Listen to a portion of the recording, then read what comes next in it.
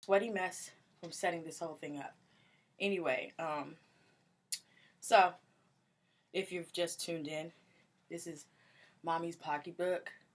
And when I was a kid, she used to be like, "Hand me my pocketbook," and I'm like, "What's a pocketbook?" Because I was kind of a smart ass. But I was also one of those kids who kind of like, if whatever you said, I took that literal. So it sounded like you said pocketbook, and I don't know what a pocketbook is. But yeah, Mommy's Pocketbook, kind of a delve into her interests, what she was interested in when she was a young adult, possibly teen or whatever, back in those days. I got this duffel bag, and I lift weights, and it's super heavy.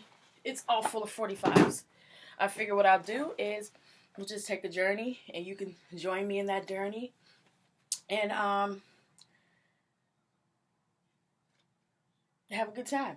I'll offer you some behind the scenes information on the artists that we're going to feature. It's going to be 10 45 records that my mama owned per segment. So enjoy the ride. You know, it's pretty much chill. It's just going to be me and you, your mama and your cousin too, if they decide to join.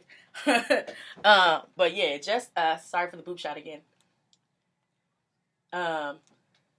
Perusing through this musical selection and seeing what it has to offer. So I pulled 10 45s out of this gigantic duffel bag, for lack of a better place of storage for now. Randomly, they haven't been properly cleaned. I see scuff marks and all the things everywhere, all over, but we're going to make it do what it do, scratches and all. You know, that's part of the deal sometimes when you're dealing with wax, is that it's easily damaged because it doesn't have like a personal sleeve all the time to cover it and keep it safe. Anyway, so the first of the 10 that I selected for this section happens to belong to Aretha Franklin. And I pretty much know that you know who that is already. So, let's see. We're going to go with the A side first.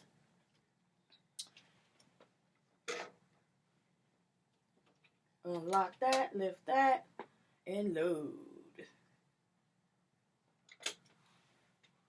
You hear that crackle?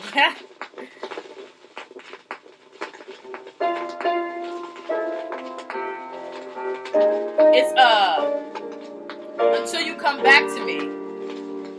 You probably know this song in different incarnations. Sorry about that. I had it on the wrong screen. But anyway, you probably know this song in different incarnations. I think it's been remastered and released a couple of times, so it might sound a little tweaked. But this is standard. Came out in 1973. And I don't know if you know this, you might not know this or not, but this song was written by Stevie Wonder.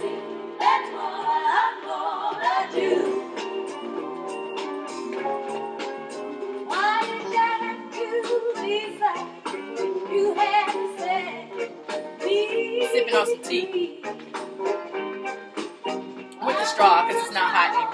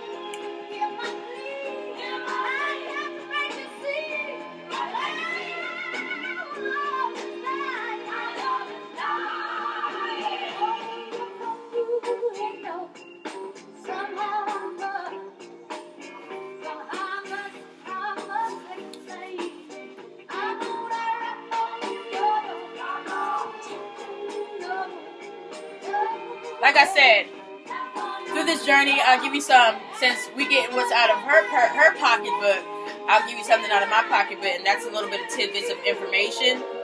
So, this song came out in 73. hit the charts.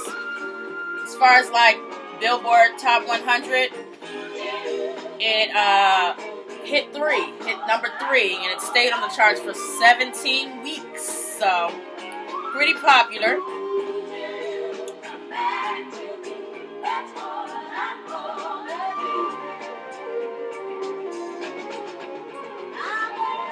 And it's a gold. It's certified gold record. It might even be more than that by now, or at least approaching. The strings and horns on this album were arranged by Jerry Wexler and Arif Martin. Well, the strings and horns are Arif Martin. The production was by Jerry Wexler, and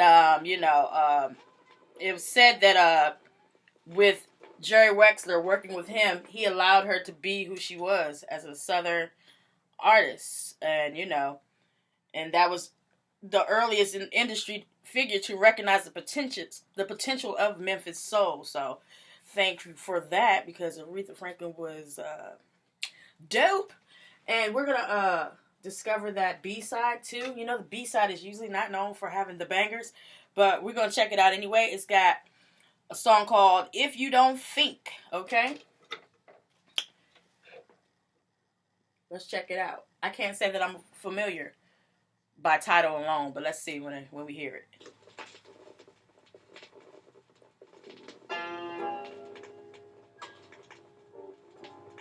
If you don't. Oh, yeah, I know this song.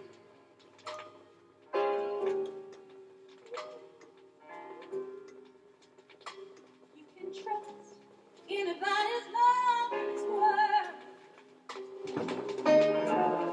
Darling, trust mine.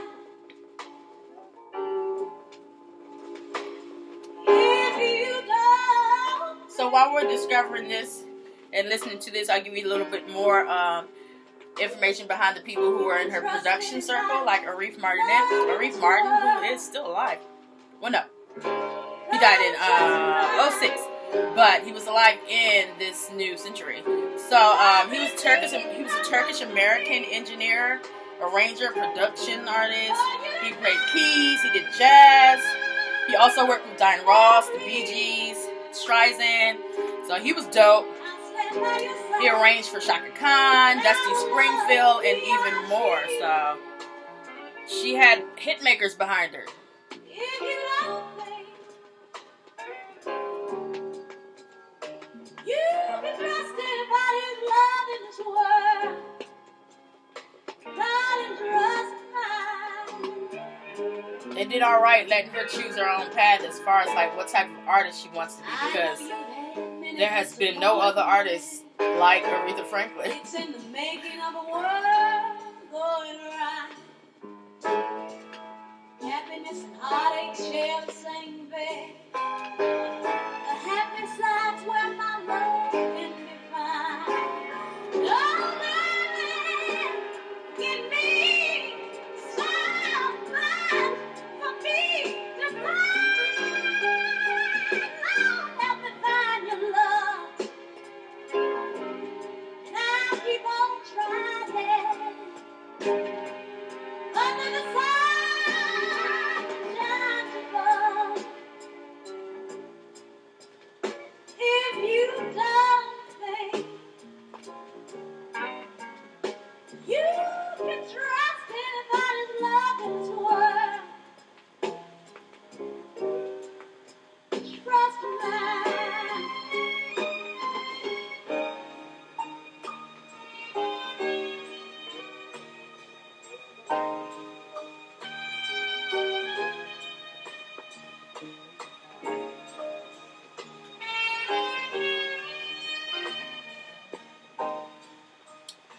All right. So that was the first of 10.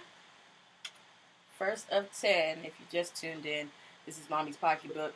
Taking a look into what my mom had in her pocketbook for a collection of 45 records, things she was into, what type of music she was listening to when she was a young adult back in the day. And we're going to do, because there's a lot of them, we're going to do 10 of them per episode. That was the first of the 10, Aretha Franklin.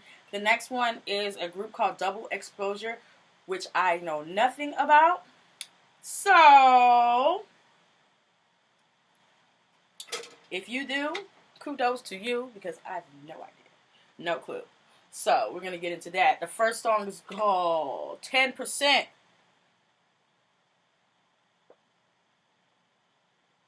All right. So, it said that they're from Philly. And while this didn't really hit the charts, per se, it was a banger in the clubs.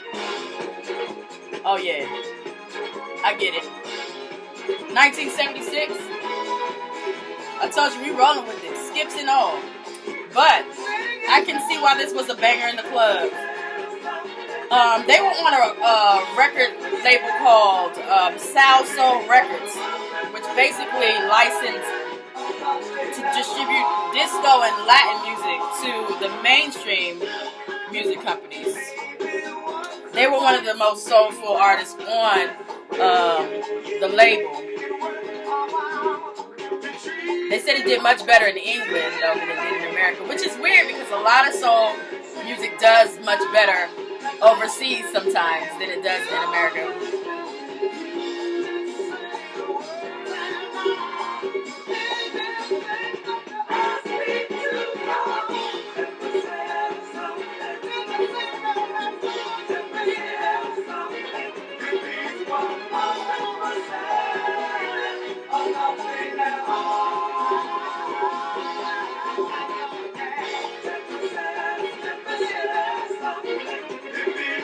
I can skate to this.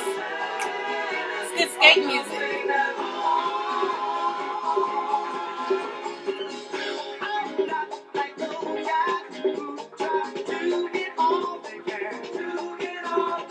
So you probably noticed that you never heard of Sal Soul Records, and that's because they've been defunct since 1979 when all of their catalog was sold to their distributor, RCA, for $100 million. But up until that time, 1969, when they were founded, in 1979, they had made almost $1 million through all the different artists that they had distributed through their record label. So, but you know, stuff ebbs and flows. They've since formed other businesses,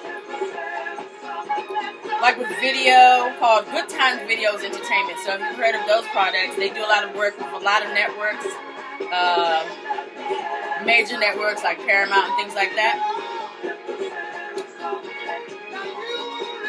So this is called 10% by Double Exposure. Never made it to the top 40 or less of the charts, but it did a lot of damage in the club circuit and much better in England.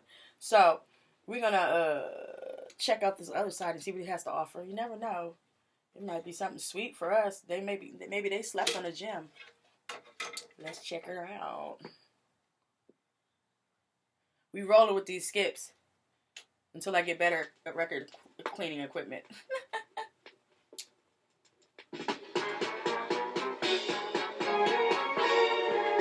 This is called Pick Me.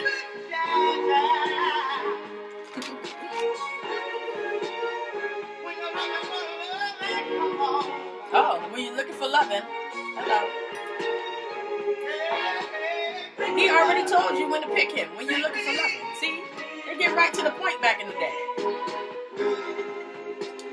gotta listen to the whole song and then analyze it these days to even figure out what the name of it is.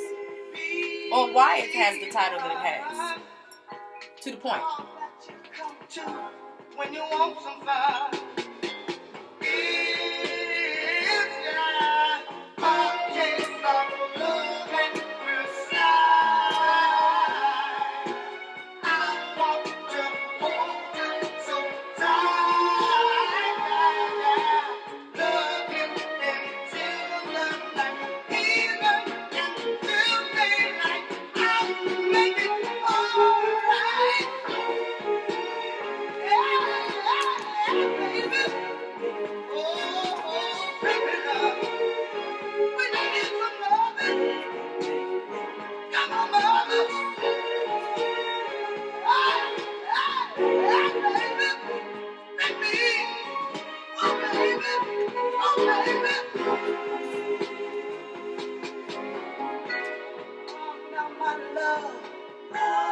isn't right.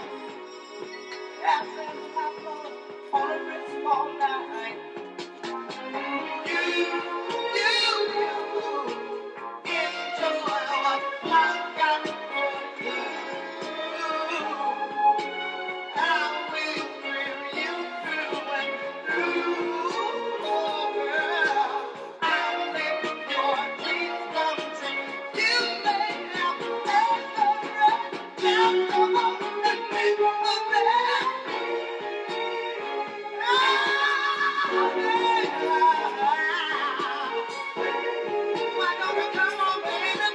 I think he wants you to pick him. I mean, if I had to guess.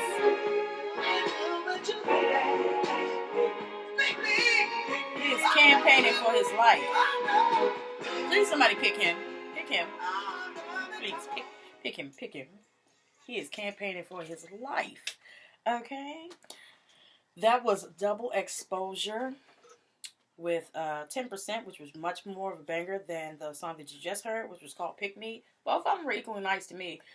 Maybe because I'm older and it's a little refreshing to hear this style of music as opposed to the style of music we've been getting a lot of with R&B and soul music these days. You have to really sift through to really find some quality representation of R&B these days. But back then, everybody was R&B.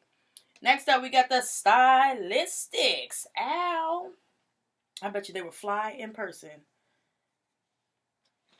Song you probably know. You hear it on commercials and stuff, especially the Time Life commercial where they sell the old soul music. You'll know when you hear it.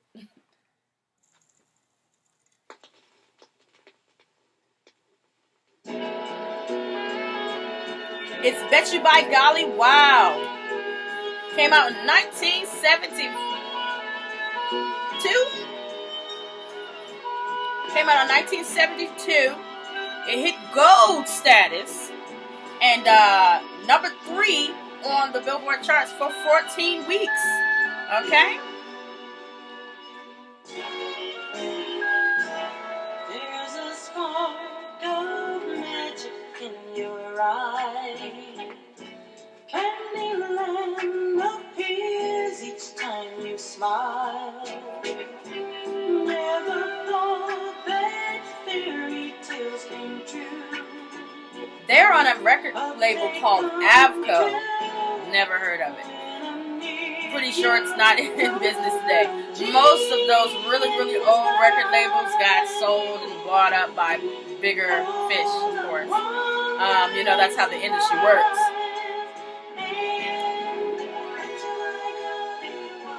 But it was called Avco Embassy Records, Bellboy Music, Assorted Music, okay? So, they worked with Tom Bell and Linda Creed. And Tom Bell, major in the industry, Grammy-winning songwriter, Hall of Fame in 2006. 1975 Grammy Best Producer of the Year. He worked on their debut album. Songs like I'll Be Around, Could It Be I'm Falling in Love, all that stuff. It's a Ghetto Child.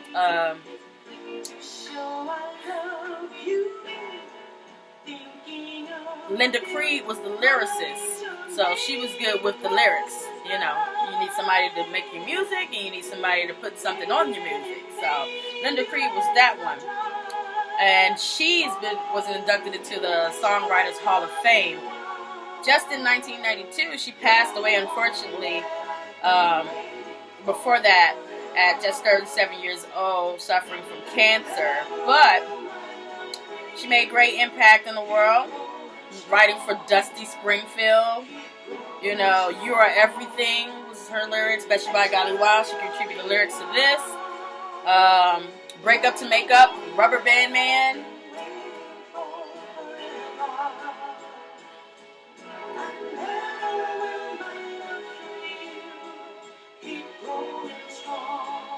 Tom Bell even went to work on more music with even more artists.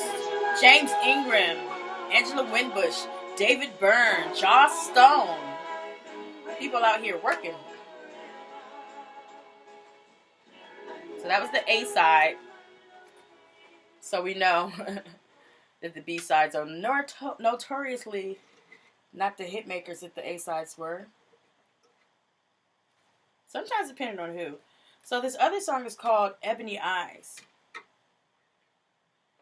It was not a hit on the charts like Betcha by Gotti Wild was. At least as far as like under 40 on the top 100.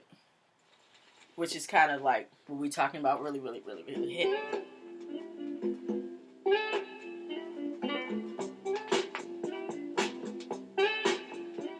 I talk about her all day long.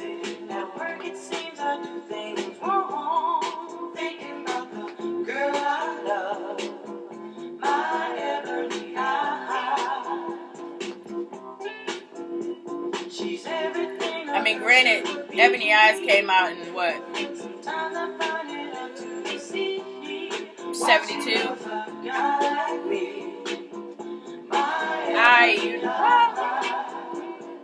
The only Ebony Eyes I know is Rick James.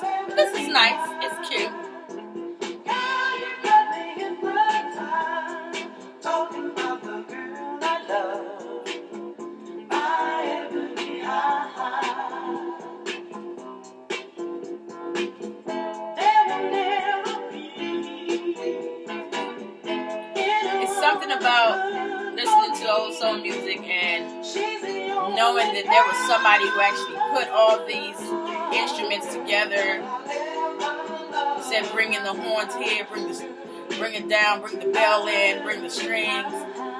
That whole creative process is really fascinating, you know, because so many times everything has been condensed into machinery, you know, there's whole beat machines, and it's great. It adds a lot to layering and stuff, but I like seeing real musicianship, you know? So, that's all. No shade to the people who got all their stuff on one little push button thing, but I like to see musicianship involved in things, you know? Because sometimes that's where the fun goes. Somebody does a riff on a saxophone or something like that, and you're like, let's keep that.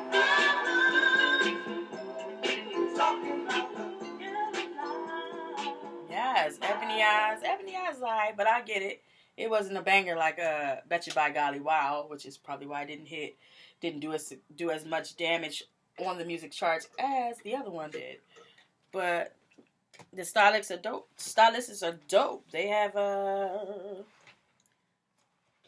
good 10 other songs that charted, so good career. All right, the next one we have, you probably know these folks.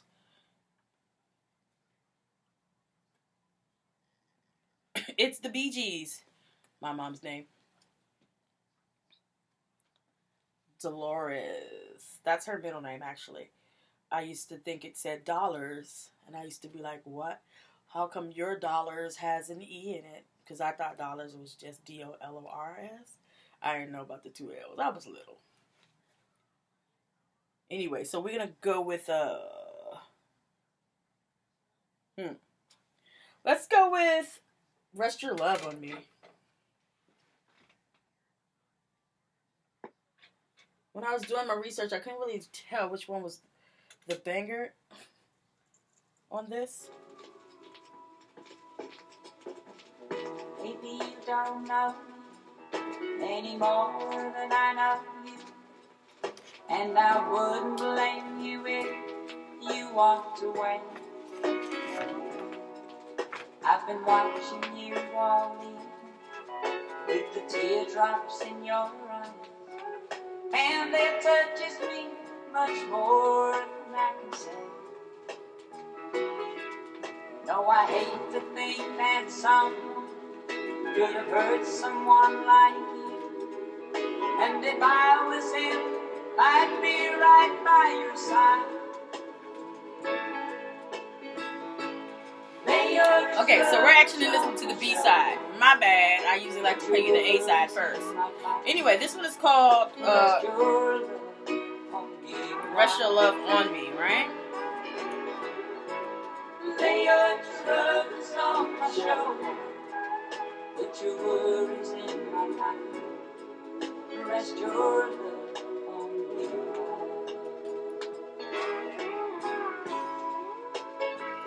I'm gonna let that one play out a little bit. We're gonna fade that out, and then we're gonna listen to the one that actually did chart, which was on the A side.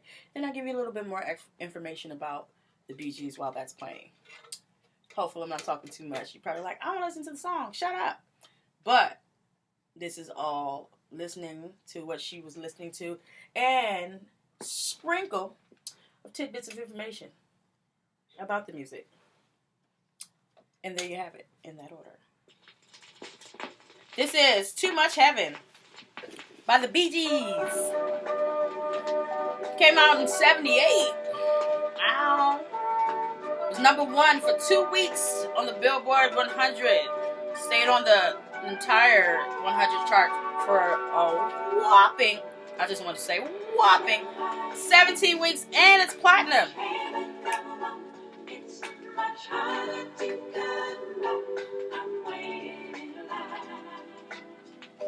Yes, Bee Gees. From Manchester, England.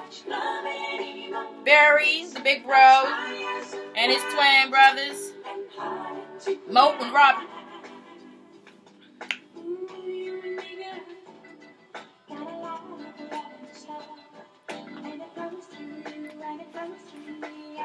They also had a powerhouse production and executive and arrangers behind them. The main ones, Kari Richardson and Albie Gallatin for Caribe Productions.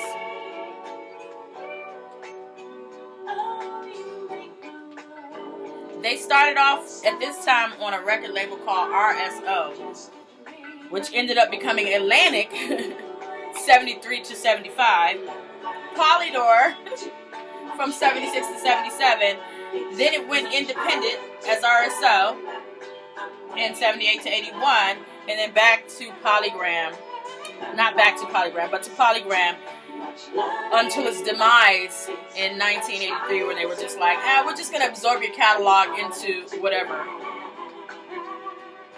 But RSO was also the label that bought soundtracks to fame for Sparkle, the movie Sparkle, Star Wars Episode 5, Empire Strikes Back, Star Wars Episode 6, Return of the Jedi, Times Square, Grease.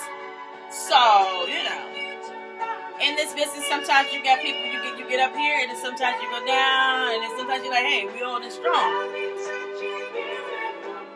So, I talked about Arif Mardin, who did work on arranging for Aretha Franklin, also did work with Cardi B with the Bee Gees. Because like I said, he was a keyboardist, he was a conductor, and all that stuff. So, it said during the studio sessions of Average White Band, Arif said, I have this vocal group that we need to record here, and they sing like angels. Have you ever heard of the Bee Gees? And Cardi B said, and here you go.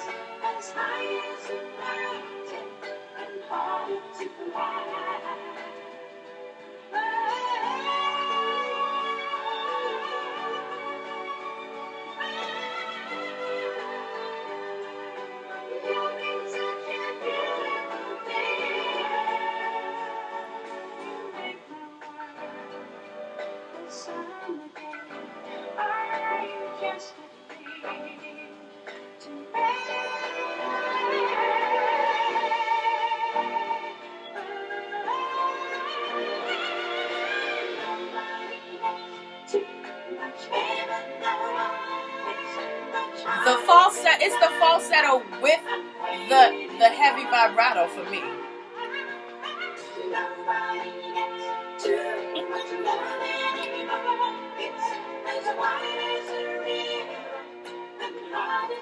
The Bee Gees, Too Much Heaven. That's what's on the vocals, Too Much Heaven.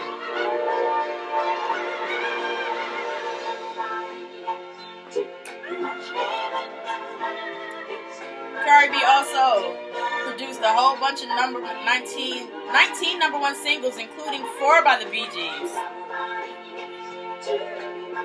including Staying Alive.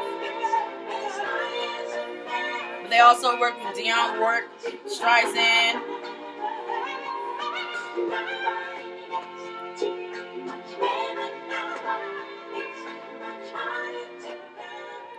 Nice, the Bee Gees.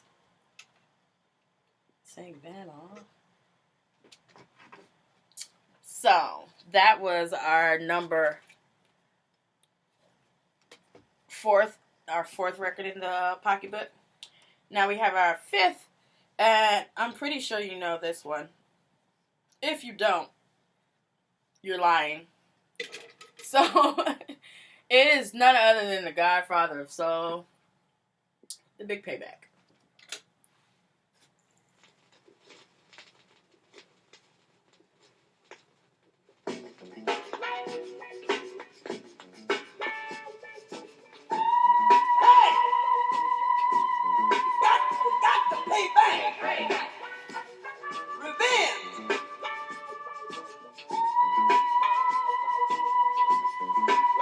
Even if you didn't know this song, you know this groove. There's no way you can't. It's somewhere permeating through the atmosphere in some other form or whatever. This groove right here, even if you didn't know him specifically as an artist.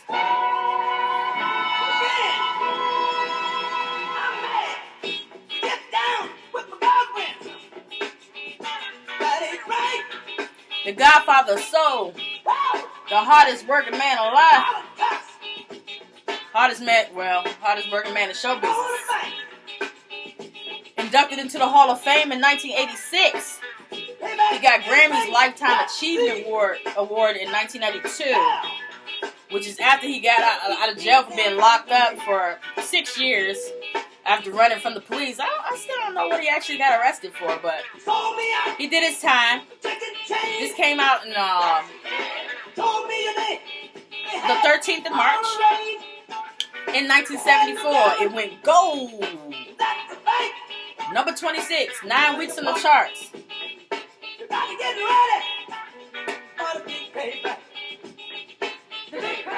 Definitely had in the R&B charts. At the time, it was Polydor Records when this came out.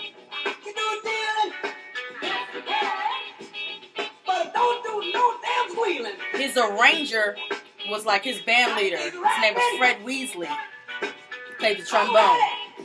If you ever listen to any of his music and you hear him talking about, "Hey Fred," he's talking to Fred, his arranger, his conductor, his band leader. Fred only stayed with James from 1968 to 1975. Before he was with Fred, he was actually with Ike and Tina Turner. But after he left James Brown in 75, he went and arranged and played with P-Funk and also Boosie's Rubber Band.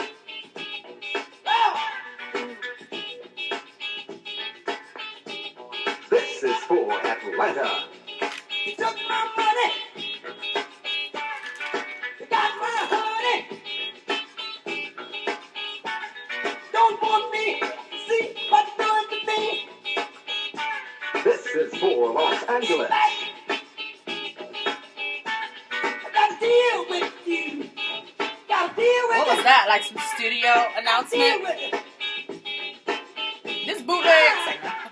Gotta deal with you. Hey, let me tell you. Get down with my woman. Yes. So don't get it confused. That was the Big Payback Part 1. There is a Part 2. Part 2, however, did not hit the charts as hard as Part 1. But we're going to play a little bit of that anyway.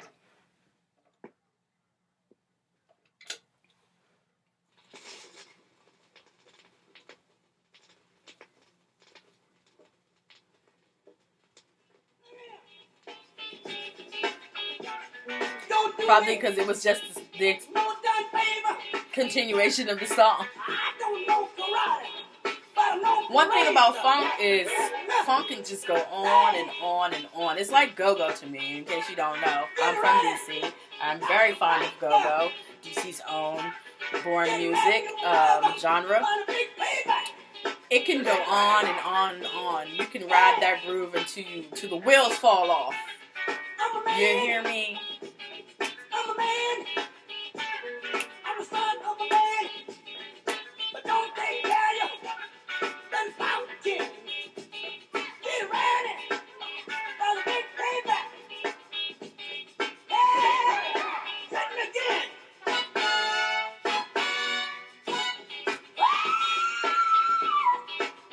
No, You gotta love the scream. You gotta love it.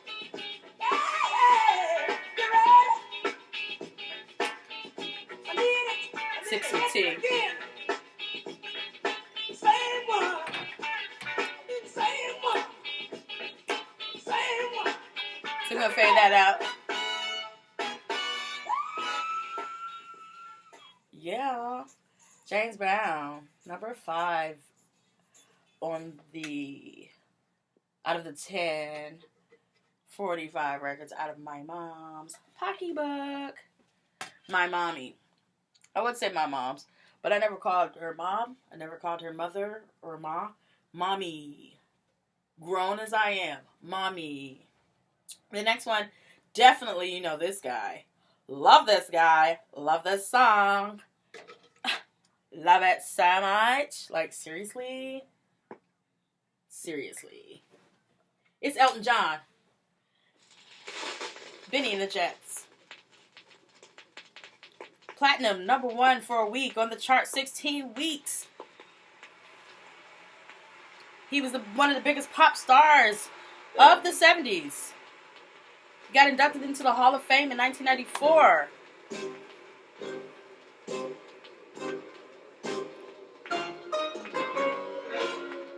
Written by Bernie Taupin. Funny story. He and Bernie Taupin went to a talent agency to get discovered. Both got rejected because one couldn't write music and one couldn't write lyrics. Marriage made in heaven.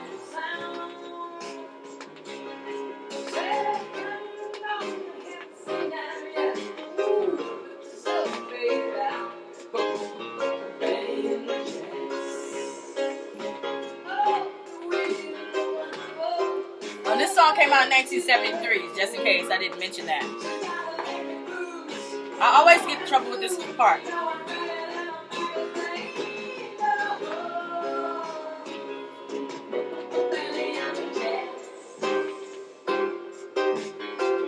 I hear it's crazy.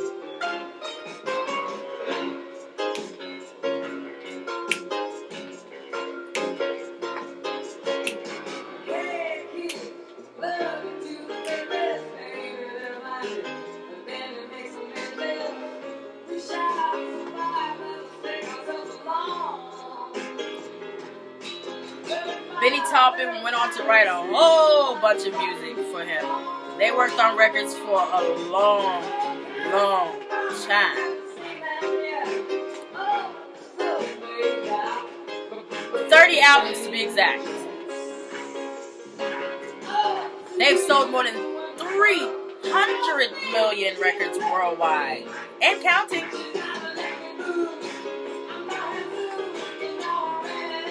Hit that. I tried to sing this at piano bar karaoke once. Yeah. Bernie Taupin is also one of the people responsible for Starships. We built this city. And one of Elton John's biggest songs, Though I'm Breaking My Heart. Bernie says he hates that song. And he hated writing it. But he did. And it's number 1. It went number 1. It's one of his biggest songs.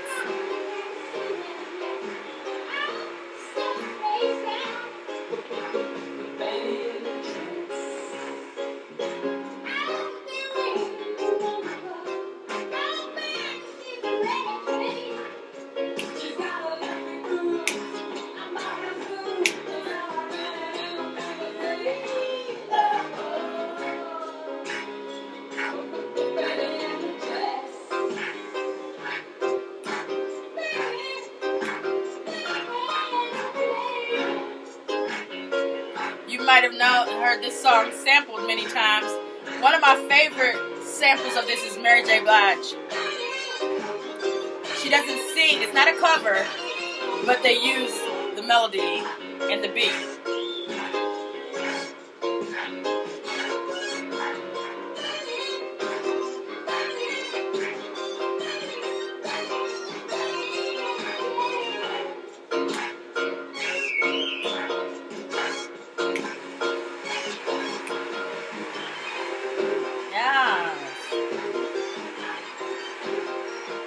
I still haven't seen that movie about him. I need to watch that. Elton John. Sir Elton John. Let's be proper. Sir Elton John. We're going to listen to the B-side. It's called Harmony. Didn't get as much chart-topping success as many of his other songs, but it did have quite an appreciation amongst his fans. So let's check it out.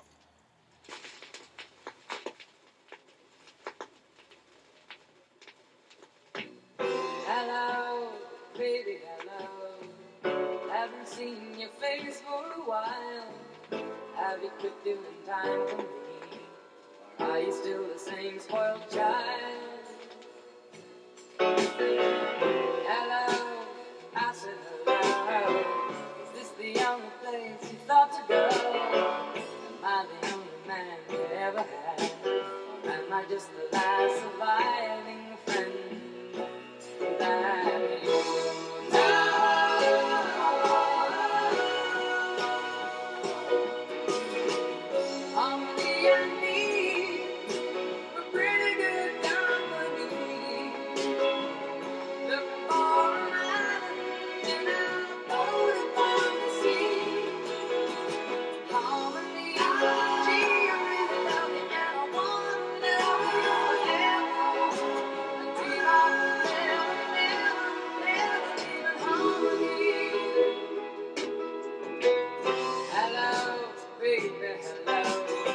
I like that, how it's like all sweet and la la la on the like chorus, and then it comes back to la la. It's like dark and mysterious. What's gonna happen now? What does he say?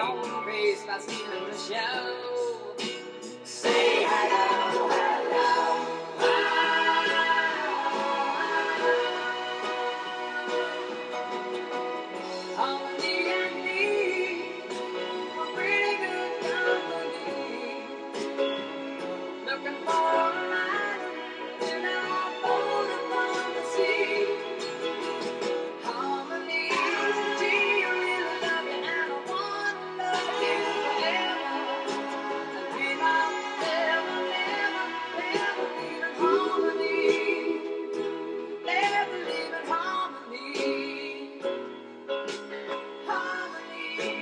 I can see it, like, you know, it said that it, you know, it didn't gain as much popularity as many of his other hits did, but that it was well appreciated amongst fans. I can see why. It's nice. It's nice. So we have 4 more records. So that was number 6 of the 1045 records out of Mommy's Pocketbook, with sprinkles of tidbits of information coming from Mwah. Next one is from The Floaters. And if you don't know the name of the song by The Floaters that everybody knows, let me tell you a little story. My friend's father had this Cadillac, and he let her take it to school so that we could drive around with it.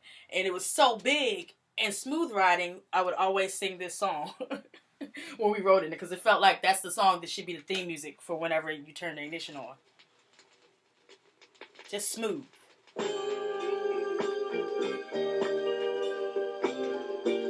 It's called Float On. These are the Floaters. Float On came out in 1977. And basically, group from Detroit, and all they do pretty much is introduce themselves, talk about their zodiac, and talk about what they're looking for in a woman. Talking about pick me. If you fit that description, baby, come with me. Oh. Anyway, it was number 2 for 2 weeks on Billboard. It's platinum. And it was number 1 in the R&B charts for 6 weeks. Number 1 in UK. They appreciate our soul music so much more than we do sometimes. It's a shame. Anyway, they were on ABC Records back then.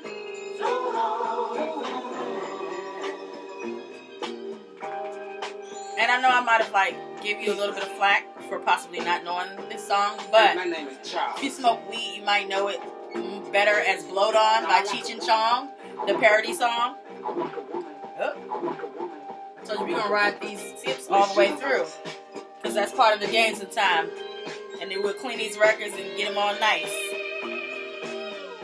If you're a baby or you have some babies, you might know it as "Give Me 5" from Sesame Street, where they actually use this to introduce the number 5 and its characteristics and the things that it likes. Isn't that cute?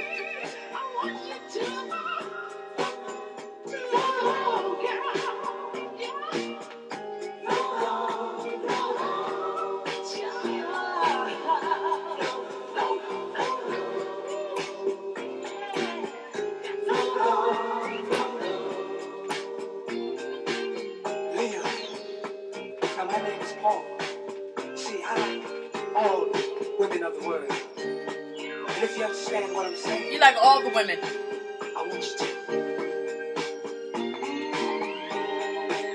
take my hand. Where we going at? Because I just don't be going everywhere with people. How sweet could be. Share your love with me. Don't you tell me.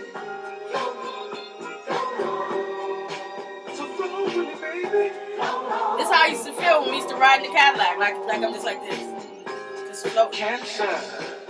And my name is Larry. Hey, Larry. And I like a woman that loves everything and everybody. And you know what, ladies? Wait. If you feel that this is you, then this is what I want you to do.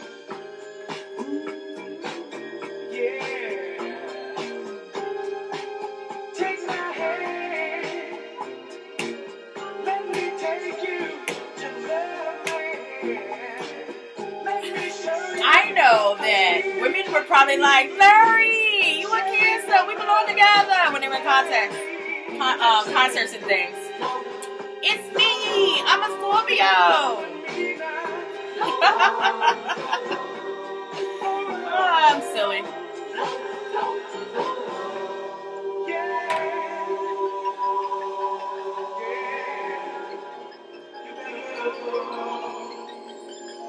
Oh, I like that ending. It was just floating away. Oh. I like that. That's the floaters would float on. It's their only hit. So, one would say, why even listen to the B-side? But let's explore. The B-side features a song called Everything Happens for a Reason, written by Arnold Ingram and James Mitchell, who wrote a lot of songs for them and wrote a lot of songs for the Detroit Emeralds, which they were a part of that group. Detroit sound, Detroit soul was big back in those days. And so whether or not it became a hit, and what I mean by when I say hit or not, we're talking about top 100. Ooh. We're talking top 100. And we're talking major hit, we're talking under 40 on that top 100. So it doesn't mean it wasn't a hot song. It just means it didn't move those units to get it on those lists. Okay? Because there's many songs that didn't make any charts, but they were certified bangers. And the Straits. I just knew it was going to be a slow song called Everything Happens for a Reason. This goes on you at the end until the day one takes the time to please you. I've got to please me. Now I need a little change in life. One needs a number, the other needs a number.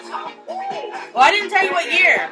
So the Float On was released in 1977. Both songs are on a release from 1977. So just in case anybody needed to know.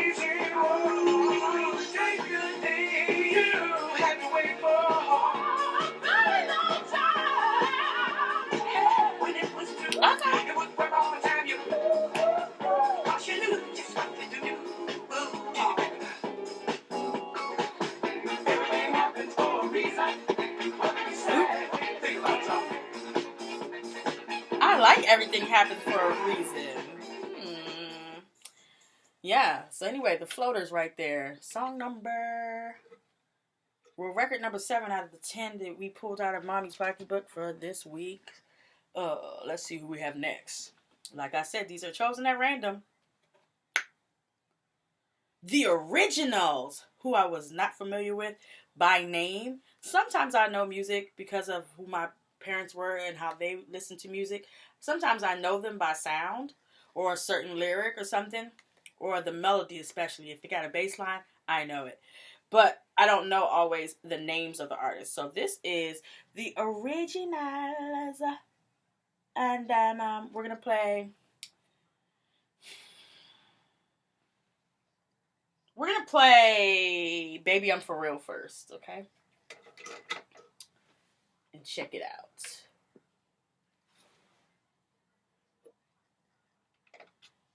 Baby I'm For Real came out in 1969. Crackly. It should have been a banger. And it probably was a banger. It just didn't make like the actual marks to get ticked off on that chart per se. Cause guess who wrote this song though, B? DC Stand Up. Marvin Gaye. You don't understand. I know the song. I love you, baby. See, I don't always know the names, but I know the song. See? Anyway, it was written by Marvin Gaye, DC's own. They came out on Soul Records. He also wrote a song for them called The Bells, which was number 12 for them on the charts for 9 weeks. They, before they became the Originals, had made a name for themselves in the industry as background singers. Like they were background singers on What Becomes of a Broken Heart. Yeah. And also for Marvin Gaye. They also were background singers on For Once in My Life by Stevie Wonder. Let's enjoy. But if you cry, wonder why you cry. I tell you no lie, this is how I feel. And as you listen to this, knowing that Marvin Gaye wrote it, which I didn't know, initially, it sounds like a Marvin Gaye written song. Like, I can imagine him just singing this by himself. Not to say the originals ain't good, because they sound good.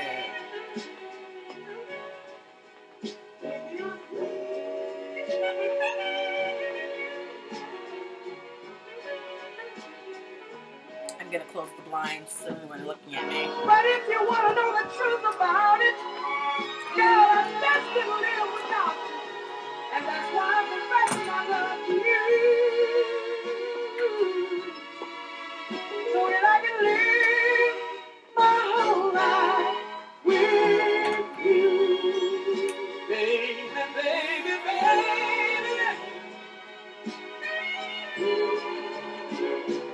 I feel like he does have a cover of this, Marvin Gaye. But I don't know. Don't start me to line.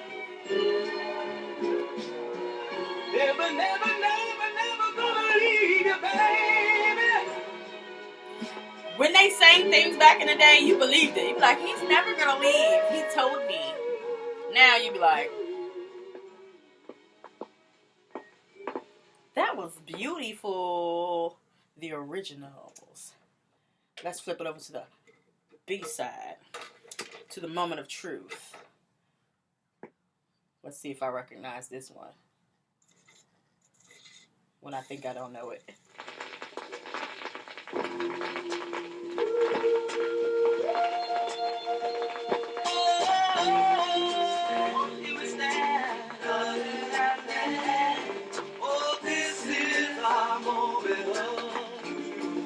I don't know this one as well.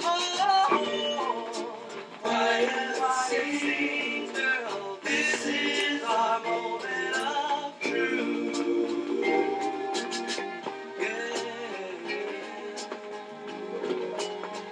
At last we won. Though many said it couldn't be done. Those are things. Oh, you know what? I'm tripping. I was reading the stats for Moment of Truth. Baby I'm For Real, which we just heard, was number 14 on the charts, on the regular Billboard charts. 13 weeks. And number 1 on the R&B chart. For 5 weeks. I'm tripping. I'm like, how was this not a banger? That's because I was reading my own information wrong.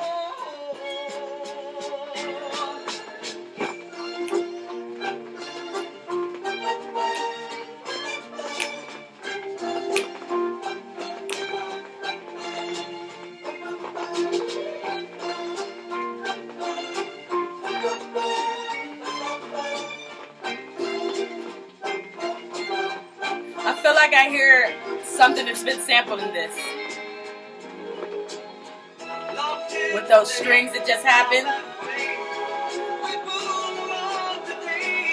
And you know that's where a lot of these samples get pulled from. That 60s and 70s soul. Now nothing could be better than love joining us together. People were talking, oh, but we kept right on walking. I'm so glad we didn't stop. 'Cause now we reached the mountain top.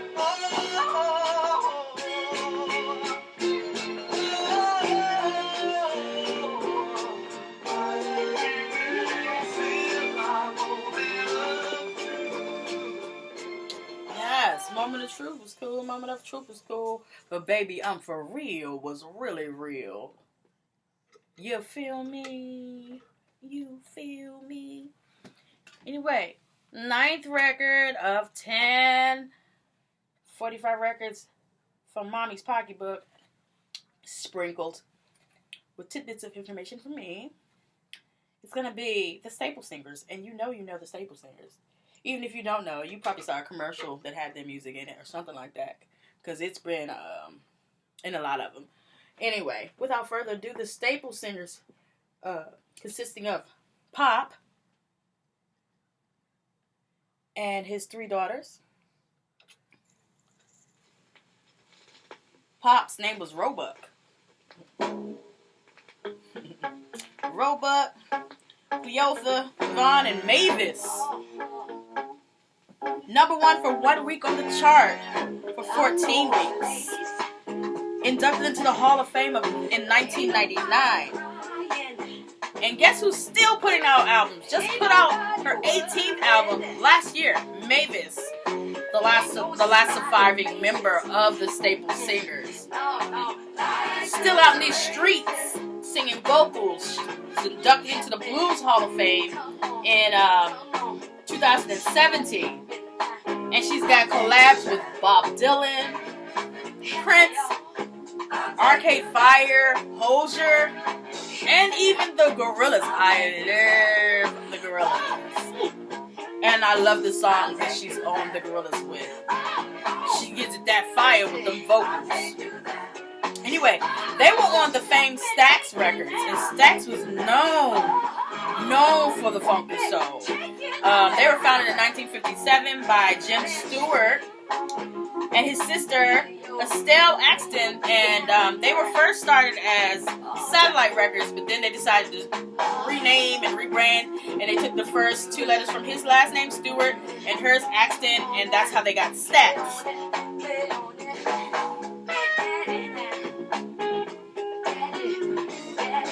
And if you want to talk about artists and icons, Stax is where you go, okay? More than 167 hits. in the top 100 pop charts. More than 240 hits in the R&B charts. You might know them from bringing you greats like Carla Thomas, Rufus, Isaac Hayes, the Barcades, Otis Redding, putting Memphis on the map. And right now, there's still a museum that you can go visit in Memphis that's dedicated to Stax and all the historical relevance that they have to the music industry.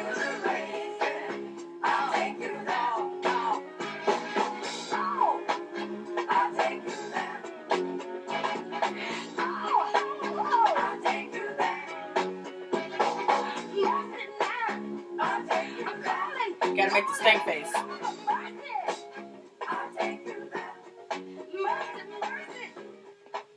Yes, that was I'll Take You There.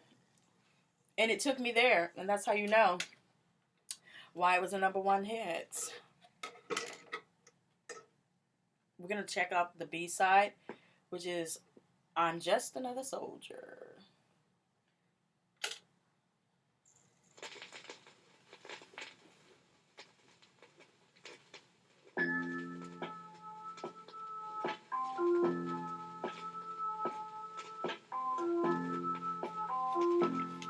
Oh, that's cute how they use that.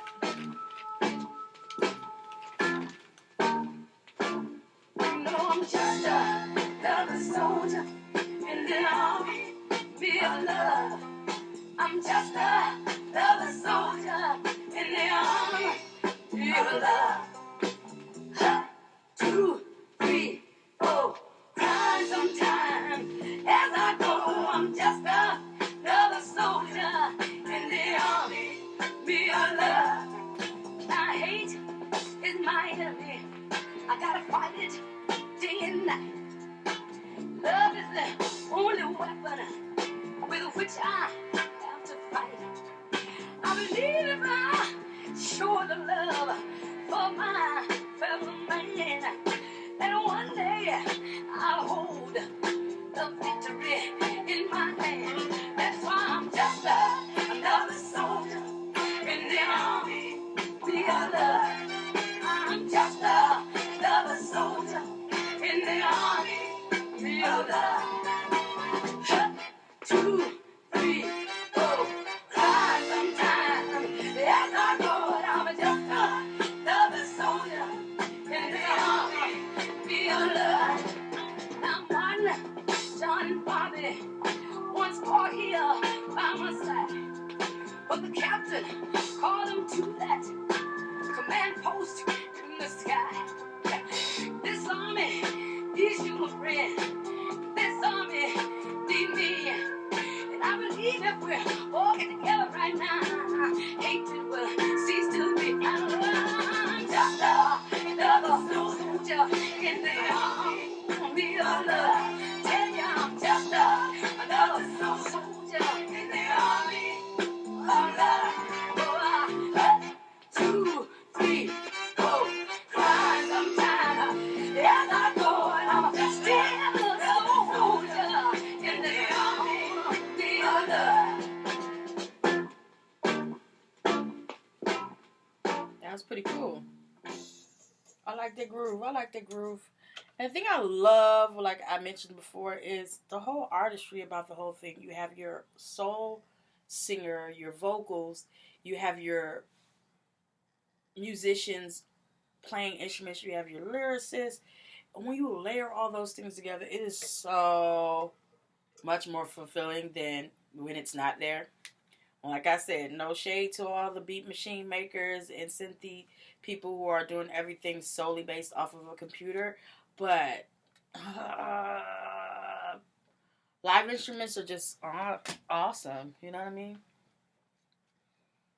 That's why, like, back in the day when you would get, like, your hip-hop in the 90s or your R&B productions in the 90s, and then they would have that live version, it is so much awesome because it's something that when you hear real instruments going off on a song, that just makes it so much more, gives it that fire. That fire and that energy. Okay, last song out of 10 songs from Mommy's Pocketbook this week belongs to this. Well, last 2 songs, last record, shall I say, belongs to the Spinners. No, the Spinners off of Atlantic Records. We're gonna play the banger off of the copy, which of course is the A side, and it's gonna be Sadie. If you don't know that song, you should know that song. I don't know. I'm going to say that about all the songs I know. But no shade if you don't. It's a nice song, though.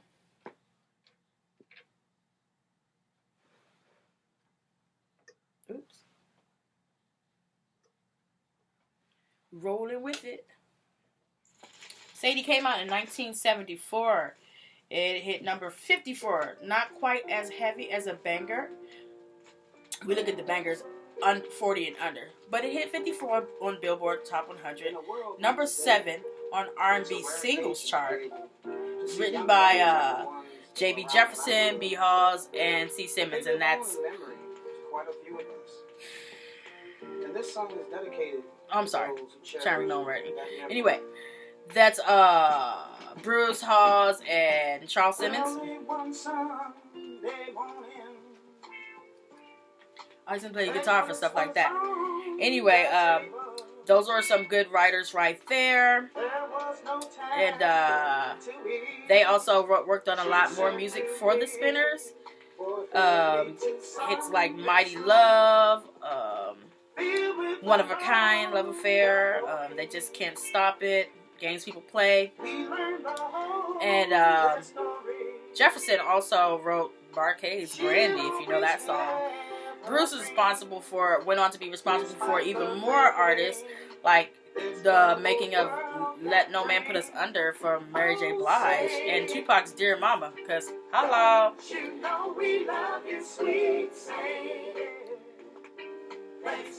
And if you know Who Can I Run To by Escape, it was originally put out by the Jones Girls. Charles, who was one of the writers responsible for this song, was the one who wrote that for the Jones Girls. Atlantic Records, not only responsible for the Spinners, but artists like from ABBA to Aretha Franklin to Janelle Monáe and Lil Uzi Vert. So, Atlantic, big things. She would break down and cry. Sometimes she'd be so happy, being without us and Daddy, standing the worst of times, breaking the binds with just a simple song. Oh, Sadie Mae, you love us all in your special way. Well. No one above you, sweet, say, living in a land. Oh, she never sinned. In love, she's always winning. This is that song that makes you think of like a matriarch or someone in your family. It doesn't have to be a blood relative, but someone who was instrumental in your life, who may no longer be as a part of your physical life, but still a part of your spiritual life. It's a big world without you. On the radio show,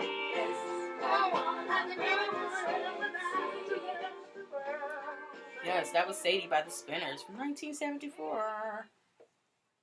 We're going to check out the B-side.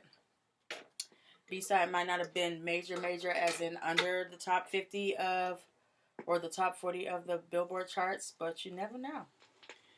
Because I'll tell you what, it's been sampled at least twice and covered once.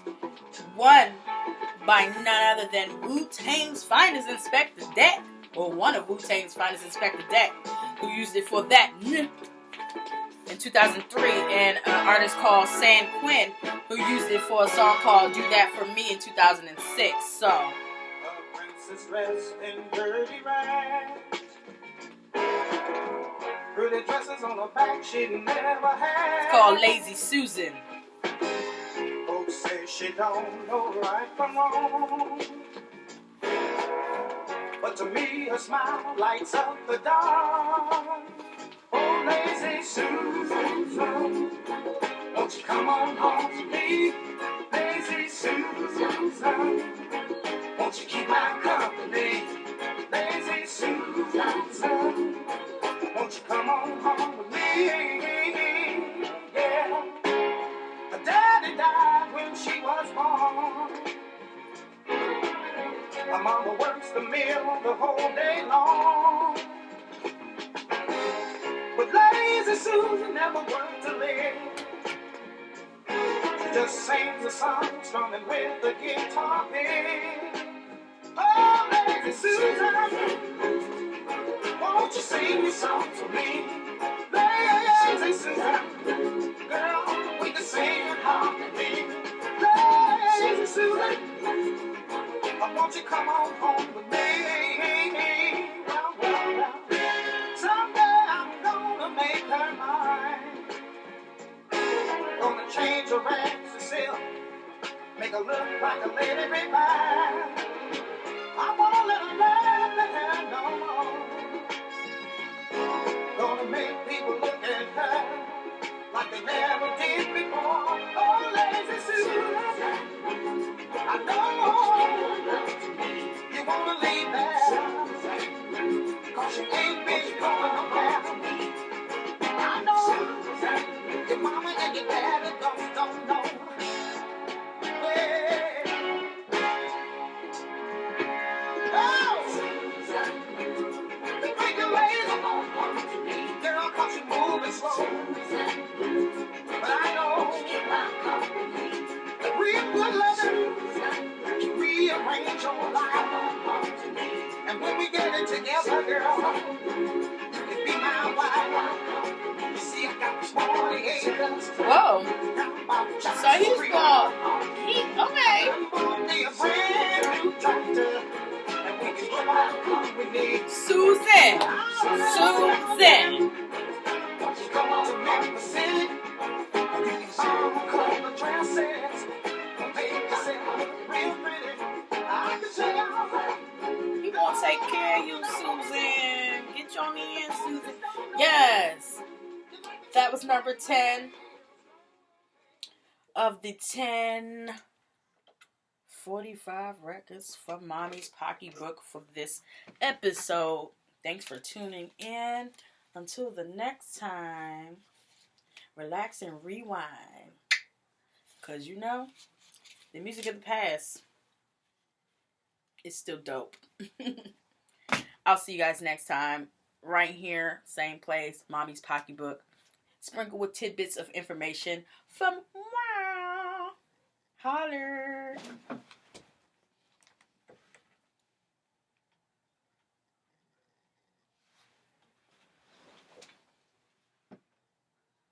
Setting up is always annoying.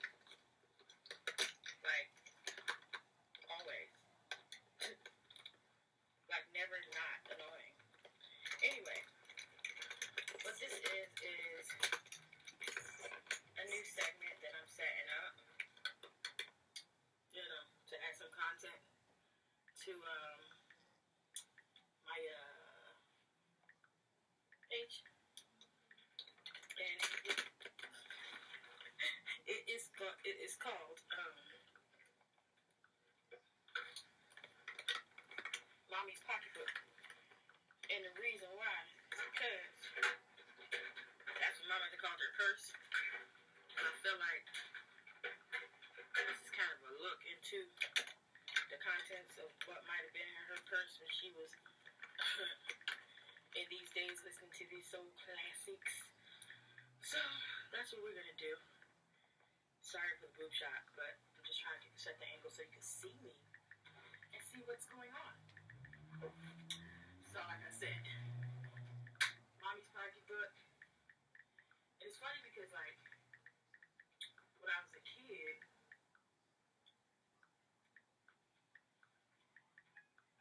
I'm also recording for YouTube. And also Sweaty Mess from setting this whole thing up. Anyway, so